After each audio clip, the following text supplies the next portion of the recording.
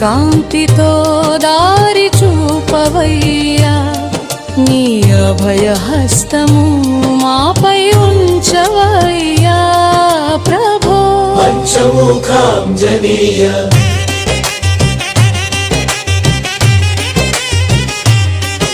తూర్పున హనుమంతుడవై శత్రు సంహారం,